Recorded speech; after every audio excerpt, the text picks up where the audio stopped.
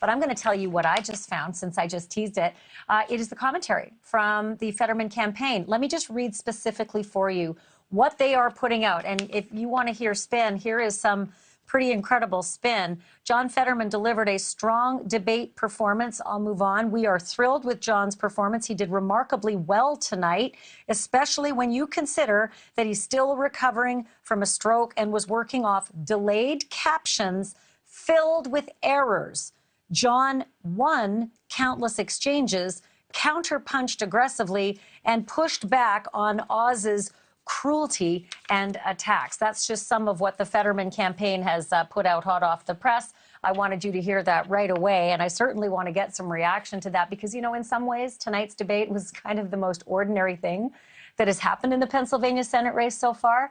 From day one, the matchup between this 6'8" hoodie-wearing lieutenant governor and the Trump-endorsed TV doctor/pitchman was kind of a thrill ride. And when the Democrat suffered the major stroke that he did in May, well, that was a real life and death drama.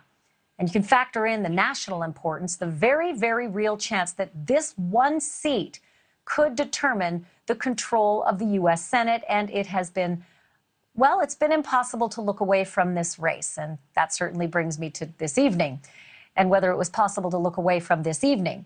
My NewsNation colleague Leland Vittert is in Harrisburg. He had the front row seat to all of this tonight. I know you've had some conversation with Chris Cuomo, some, as we call it, tear down and pick apart of what happened on that stage. But now you're hearing, maybe for the first time, what the Fetterman camp is putting out, Leland. I'd love to get your reaction to that because you had, like I said, the front row seat. I think, Ashleigh, you probably said it the best when you said that's some pretty incredible spin. They didn't really have a choice but to say what they said. And you noted that they blame the captioning system. Noteworthy that this is a captioning system that John Fetterman asked for, and he came and practiced on it.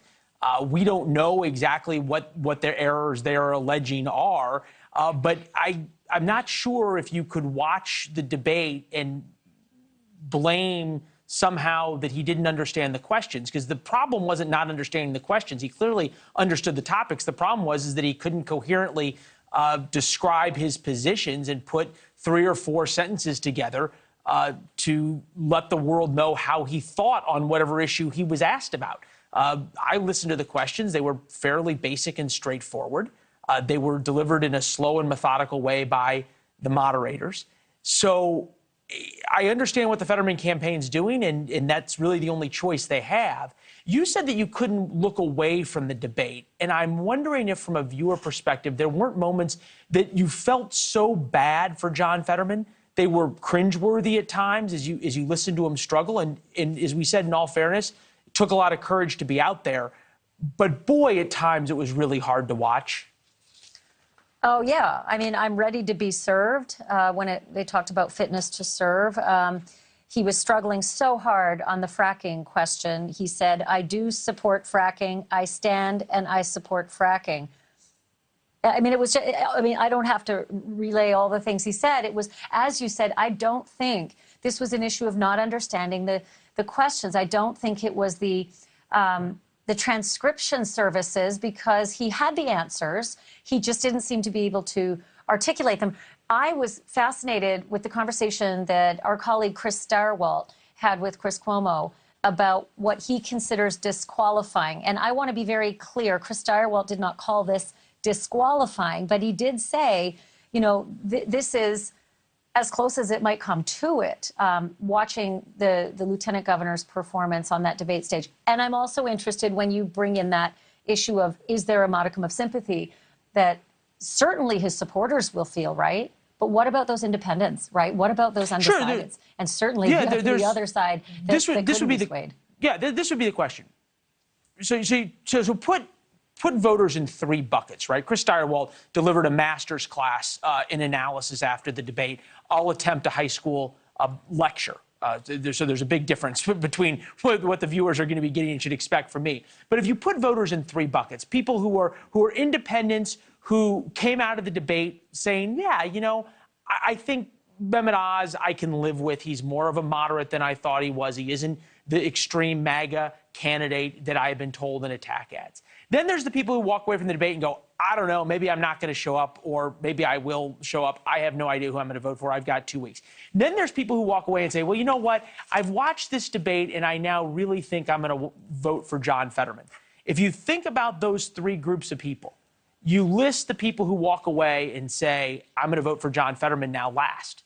There's no way that performance convinced anybody to go out and vote for John Fetterman. And that may be the biggest problem for the Fetterman campaign. Look, we can cut it 9 ways to Sunday. The story for the rest of this week is going to be these extremely difficult moments that John Fetterman had where he could not find the right words, where he was stumbling, where he was stuttering. He started the entire evening off by saying, thank you, good night.